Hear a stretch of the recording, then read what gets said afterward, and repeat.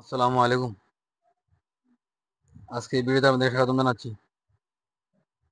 আজকের পুরো ভিডিও থাকছে ইন্ডেভার 10 সম্পর্কে বিস্তারিত তথ্য। আর জানাবো এই ওষুধটি কিভাবে খাবেন, খাওয়ার নিয়ম কি এবং কারা খেতে পারবেন সে সম্পর্কে বিস্তারিত জানাবো। তবে তার পূর্বে যারা আমার চ্যানেলটি সাবস্ক্রাইব করেননি আর যারা চ্যানেলটি নতুন দেখছেন তারা আমার চ্যানেলটি সাবস্ক্রাইব করবেন। আর যারা সাবস্ক্রাইব করেছেন তাদেরকে জানাই অসংখ্য ধন্যবাদ। তো চলুন শুরু করা যাক। ইন্ডেভার 10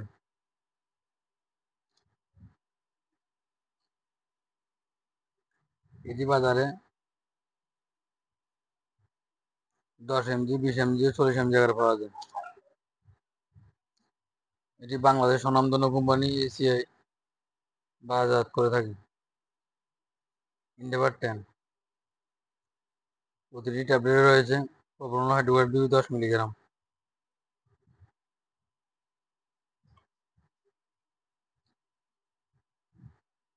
ইন্ডিকেশন বা রোগ নির্দেশনা।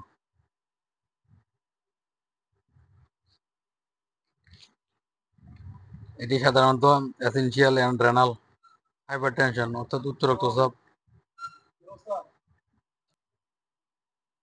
এছাড়াও অ্যাঞ্জিনা ফ্র্যাক্টুরিস অর্থাৎ হৃৎপিণ্ডের ব্যথা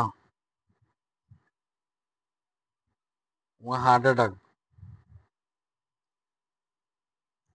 অ্যাটাক প্রতিরোধে, মাথা ব্যথা,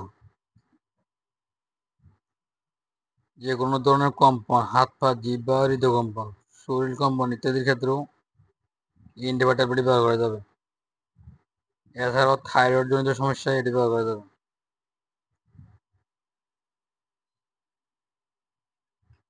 এছাড়াও হৃৎপিণ্ডের ঘন প্রাচীর থেকে রক্ত প্রবাহ বাধা দিলে এই ওষুধটি ব্যবহার করা যাবে।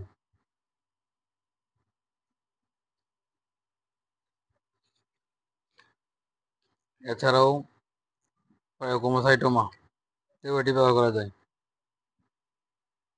পায়োক্রোমোসাইটোমা হলো এক ধরনের টিউমার যা সাধারণত অ্যাড্রিনাল গ্রন্থিতে কিডনির উপরে হয় এবং অ্যাড্রেনালিন ও নোয়াড্রেনালিনের মতো ক্যাটেকোলামাইন হরমোন অতিরিক্ত পরিমাণে উৎপাদন করে, যার ফলে উচ্চ রক্তচাপ দেখা দেয় এবং হৃদকম্পন বৃদ্ধি পায়, মাথা ব্যথা, অতিরিক্ত ঘাম হওয়া, মাথা ঘোরার মতো উপসর্গ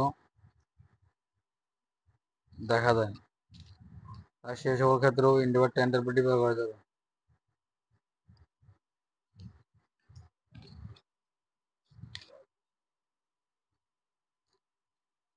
পার্শ্ব প্রতিক্রিয়ার ক্ষেত্রে মাথা ঝিমঝিম, বমিভাব, বমি, মাথা ঘোরা ইত্যাদি সমস্যা দেখা দিতে পারে।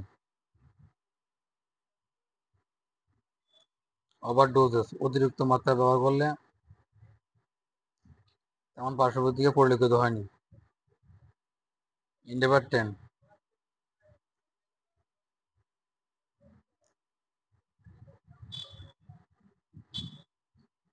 প্রেগন্যান্সি ক্যাটাগরি,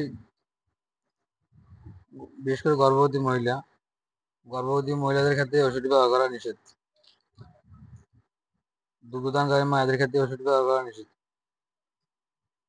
ইন্ডিভার 10 প্রতিটি বাক্সে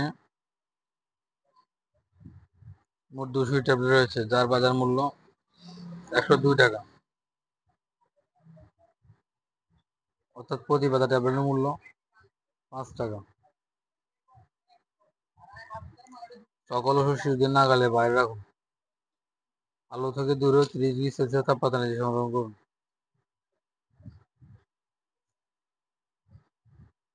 আজ এ পর্যন্ত, আবারও ফিরে আসবো নতুন কোনো মেডিসিনের ভিডিও নিয়ে। ততক্ষণ সাথে থাকুন।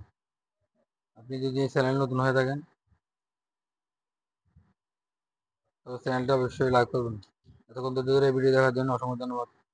আসসালামু আলাইকুম।